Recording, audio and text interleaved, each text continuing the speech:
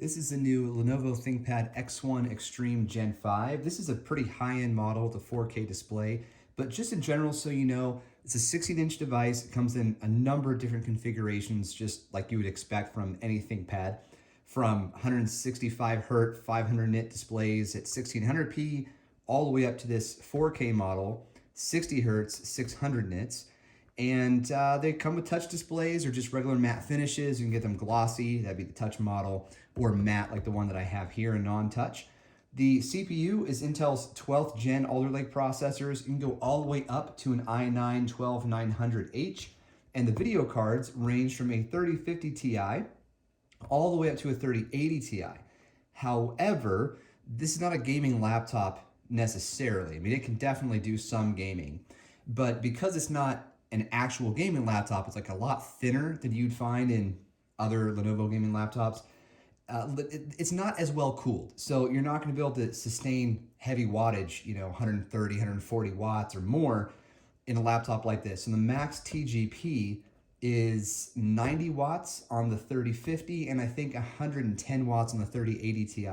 So don't let the name of the GPU get you too excited. I mean, it can get you somewhat excited, but not as excited as you would be if this were like a Legion 7 that we were reviewing. Okay, DDR5 supported, of course, 2 different DIMM slots, PCIe 4.0, there's 2 M.2 slots there. It's got Wi-Fi 6E and a bunch of ports that we're gonna look at now. So the dimensions on this, 14.13 inches by 10 inches effectively, and then 0.78 inches thick. So it's not super thick, comes in just over 4 pounds. Okay, this model has this carbon fiber top to it, so in case you've never gotten your hands on one of these before, they don't really feel much different from a typical ThinkPad cover, but it does resist fingerprints a little bit better just because this like hexagonal pattern hides the grease. But anyway, it's still gonna be just like any other ThinkPad, just has a nice little carbon finish to it. You have your Lenovo logo here and your X1 ThinkPad logo at the top left. Now, the purpose of this video is to give you a tour of the device. I haven't really had it long enough to do a full review, so it's going to be a tourist visit. We have a wedge-shaped design typical for ThinkPads other than the new Z series, an SD card reader, 2 USB ports, and a Kensington lock. In the front, you'll notice there is a privacy shutter here, and it's a pretty thin overall front. Sorry about the lighting here. And then on the other side, we have our proprietary power port, same port we've seen for, 7-8 years now on ThinkPads. 2 Thunderbolt ports, HDMI, and a headphone jack. Now this does have vapor chamber cooling, which does not fly in the face of what I said about gaming. This is not meant for gaming, despite the vapor chamber. All right, so we have a decent sized trackpad, not as big as you'll see on a MacBook that's of similar size or Dell XPS 15. You have front firing speakers and 2 bottom firing speakers. Power button is right here. This does support Windows Hello facial recognition, which is precisely what Windows is trying to do right now, but we'll get to that later. Here's your standard ThinkPad keyboard layout. For those of you who are uninitiated, functions on the left followed by control versus the other way around. As I mentioned before, this is the non-touch matte version. I just tested it, definitely the matte version. And I'll go ahead and get logged in. So, putting things to the test, I have downloaded No Man's Sky, kind of in a No Man's Sky mood lately on my Steam Deck. The display looks really nice at 4K, but it doesn't really pop as much as, say, a MacBook display. Lay this sucker down flat. But this is awesome. You don't see MacBooks doing this. The fact that you have so much control over the range of motion with a pretty supportive hinge, definitely for a 16-inch device. And I may have mentioned this before, but if not, there is a Think shutter here, so you can cover up that camera if you'd like to. This is a 1080p webcam, looks good. All right, so jack up the brightness. So it is a bright display. Like I said, it's not going to blow you away. And I think gaming on this is going to be okay. Since it's not meant for gaming, I'm not expecting really fast refresh rates. It's 60 Hertz, but what I meant to say was response times. So it could have some problems there.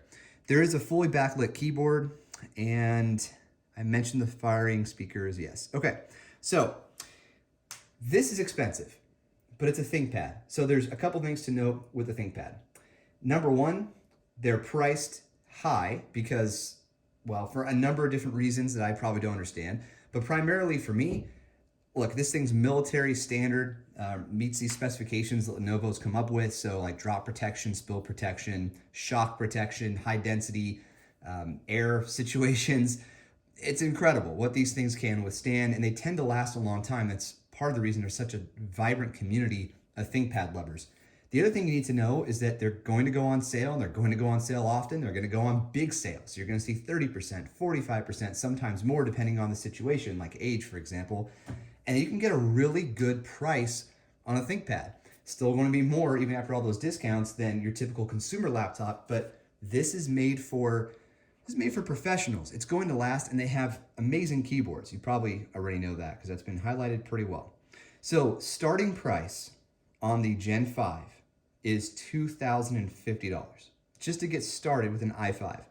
But like I said, sales will come.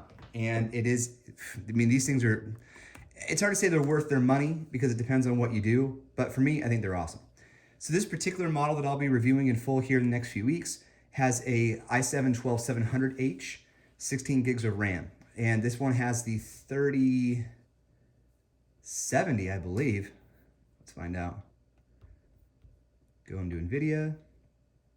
See how much I can do without an account. I just want to know the specs, man. All right, we're going to do the old-fashioned way here. Let's go to the hardware device manager. Oh, you gotta be kidding me. I just want to see things, guys. 3060, actually. So 3060 at 90 watts TGP.